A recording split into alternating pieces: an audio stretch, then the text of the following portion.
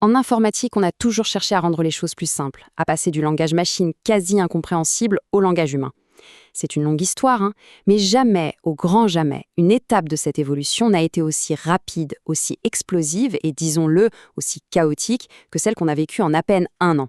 On va décortiquer ensemble l'histoire folle de la transformation de la création de logiciels. Et tout a commencé là, avec ce simple message en février 2024. Andrei Karpathy, qui est une pointure dans le monde de l'IA, n'a pas vraiment inventé une technologie, non, il a juste mis un nom sur un truc qui était déjà en train de bouillonner. Il a capturé l'esprit du moment, l'idée qu'on pouvait programmer en discutant avec une machine, en se concentrant sur l'intention, la fameuse vibe, plutôt que sur la syntaxe et les points-virgules. Et la vitesse à laquelle tout a basculé, c'est juste hallucinant. En à peine un mois, le terme est tellement devenu viral qu'il a été nommé mot de l'année. Quelques mois plus tard, son impact économique a carrément secoué les marchés. Et puis, un an plus tard, jour pour jour, Karpathy lui-même enterrait déjà son concept pour en proposer un nouveau. Une seule année qui a compté pour 10. Allez, on plonge dans le premier acte de cette saga, l'âge d'or des vibes. Une période d'enthousiasme total où on a vraiment cru qu'on avait cassé les codes et rendu la création de logiciels accessible à tout le monde, pour de bon. Alors, concrètement, c'est quoi le vibe coding? Eh bien, c'est assez simple à comprendre. Au lieu d'écrire du code, on le décrit. On demande à une IA de nous faire une application un peu comme on commanderait une pizza. Le plus important, ce n'est plus la recette, le code, mais le plat qu'on reçoit à la fin, c'est-à-dire l'application qui fonctionne. Et là, le contraste avec l'ancienne méthode est saisissant. On est passé d'un travail d'artisan, minutieux, ligne par ligne, à un rôle de chef d'orchestre. Le développeur, c'est celui qui donne la vision, qui guide, et l'IA devient cet exécutant ultra rapide. D'un coup, la barrière technique pour créer des choses a littéralement volé en éclats. Et attention, ce n'était pas juste une petite mode, c'était un véritable raz de marée économique. C'est fou quand on y pense. En à peine plus d'un an, un marché de presque 5 milliards de dollars a émergé, à partir d'un simple tweet. Ça donne une idée de l'ampleur du phénomène. Mais bon, comme après toutes les très grosses fêtes, il y a eu une sacrée gueule de bois. Toute cette vitesse, toute cette facilité, ça avait un coût caché.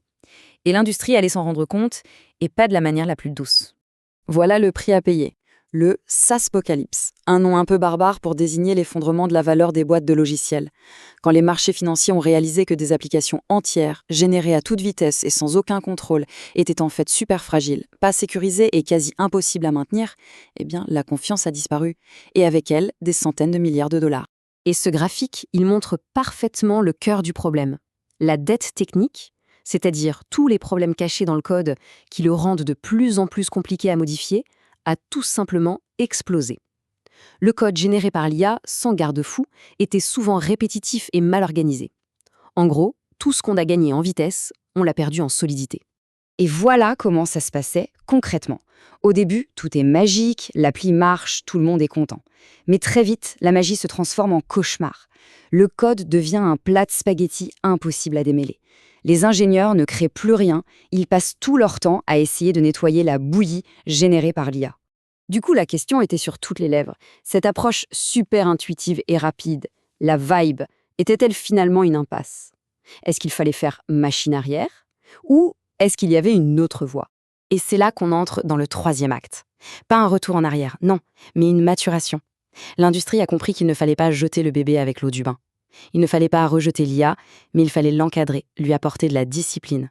Et de façon presque poétique, c'est Andrei Karpathy lui-même qui a sifflé la fin de la récré, un an tout juste après avoir lancé le mouvement. Il a déclaré le vibe coding comme étant passé. En gros, le message était clair, la phase d'expérimentation un peu folle est terminée, maintenant on passe aux choses sérieuses. Et la différence entre les deux approches est juste énorme. Avec l'ingénierie agentique, on ne se contente plus de demander à l'IA de coder. On lui donne un plan détaillé, une architecture. L'humain n'est plus un simple client, il devient architecte et superviseur. Et des choses comme la revue de code, la qualité, la sécurité, ce ne sont plus des options. Ça devient le cœur du processus. Concrètement, le nouveau processus, il ressemble à ça. On ne dit plus seulement à l'IA « construis-moi une maison ». Non, on lui donne les plans précis de l'architecte. Ensuite, l'agent IA exécute le plan. Et à la fin, l'humain vérifie que la construction est bien conforme au plan. C'est le meilleur des deux mondes, la vitesse de l'IA et la rigueur de l'humain. Alors comment est-ce que ces deux mondes, qui avaient l'air totalement opposés, ont finalement réussi à s'assembler pour créer un cycle de développement complètement nouveau et beaucoup plus puissant? J'adore cette métaphore du sandwich, parce qu'elle explique parfaitement comment ça marche maintenant. On utilise le vibe coding pour le pain du dessus, pour la partie créative, pour tester des idées et faire des prototypes rapidement. Mais une fois qu'on a validé la bonne direction, on passe à l'ingénierie agentique pour construire le cœur du produit, la garniture, de manière solide et fiable. Et la conséquence la plus profonde de tout ça, c'est que le métier de développeur est en train de se transformer complètement. Écrire des lignes de code, ça devient une tâche qu'on peut déléguer à une IA. La vraie valeur ajoutée de l'humain maintenant, c'est dans la conception des systèmes, la vision d'ensemble et la supervision de ces agents IA. Bon, pour finir, projetons-nous un peu. Parce que ce qui s'est passé, ce n'est pas juste une petite mise à jour. C'est une refonte totale de la manière dont on va construire le monde numérique de demain. Ce chiffre, il donne le vertige.